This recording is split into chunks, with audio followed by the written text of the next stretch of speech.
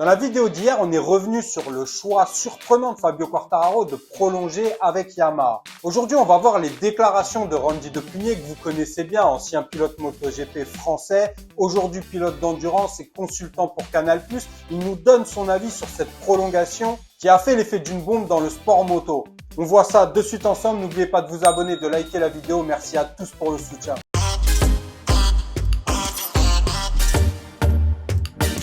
On va pas revenir sur le choix de Fabio Quartararo, on l'a vu hier. Si vous n'avez pas vu la vidéo, allez la voir et donnez-moi votre avis. Mais sur cette vidéo-là, on va voir les déclarations de Randy Depugné qui a son avis, et son avis est toujours très intéressant. Lui qui a beaucoup d'expérience dans ce milieu-là. Les problèmes de Yamaha, on les connaît, ils datent pas d'hier. Ce qui a pu étonner les gens, c'est que Yamaha a beaucoup fait de promesses à Fabio, des promesses qui n'ont pas été tenues. Malgré ça, il y a eu quand même une réaction du constructeur japonais cette saison. Mais l'écart est toujours aussi grand, voire même plus grand que la saison dernière. Donc, c'est quand même un peu surprenant de voir Fabio Quartararo prolonger. Surprenant, oui et non, parce que quand on voit la somme sur le chèque proposé à Fabio, on comprend un peu mieux, bien que j'explique dans la vidéo d'hier qu'il n'y a pas que ça à prendre en compte, évidemment. Il y a bien d'autres facteurs qui ont poussé Fabio Quartararo à prolonger avec Yamaha, même si évidemment l'argent, c'est un peu aussi le nerf de la guerre, malheureusement. Certains comprennent, d'autres pas. Après, c'est une question de point de vue, de sensibilité. Tant que c'est dans le respect, on peut accepter tous les points de vue, évidemment. Mais je sais d'ailleurs que les dirigeants japonais ont garanti à Fabio Quartararo un team satellite en 2025. Et ça, c'est un point quand même très important et essentiel. Un constructeur comme Yamaha doit disposer d'un team satellite et ce sera le cas vraisemblablement en 2025. On se dirige vers le team VR46, Rossi qui est ambassadeur de Yamaha. Même si son team roule avec Ducati, il est ambassadeur de Yamaha et les négociations vont dans ce sens-là. Après, rien n'est garanti, en tout cas rien n'est signé, acté pour que ce soit la VR46 en tant que team satellite l'an prochain.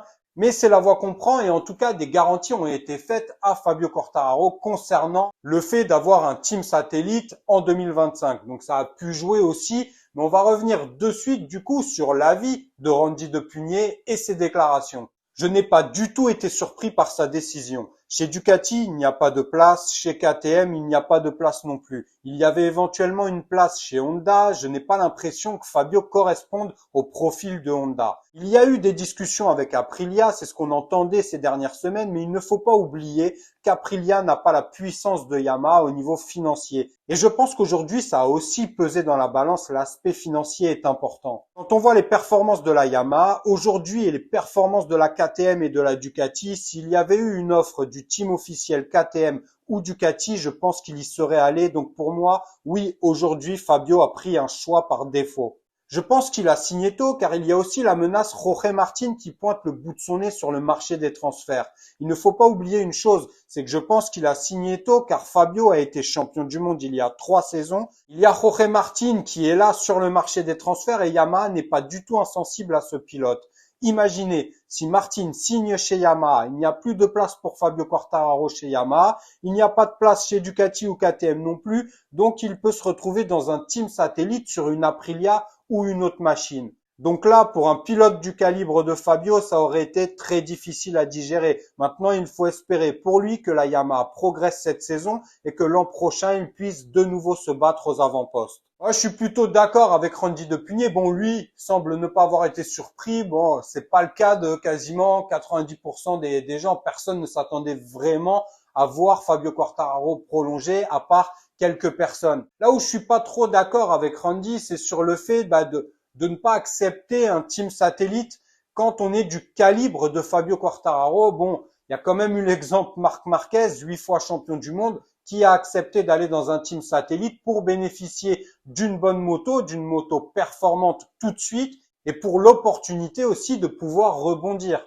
Après, ils n'en sont pas au même stade de leur carrière, mais Marc Marquez est un grand champion et il a quand même ravalé sa salive pour rejoindre un team satellite et quitter son team de toujours, le team avec qui il a tout gagné, avec qui il a construit depuis 11 ans sa carrière en MotoGP. Donc c'est pas rien. Après, l'aspect financier, on en parle évidemment, c'est important. Mais bon, comme je l'ai dit hier, Aprilia a peut-être moins d'argent, moins de force, moins de puissance financière, mais ils font quand même du bon travail et on voit que L'argent n'est pas forcément une garantie. La puissance financière des constructeurs, Honda et Yamaha, se sont retrouvés dans une situation très délicate alors qu'ils ont beaucoup d'argent, beaucoup de puissance économique.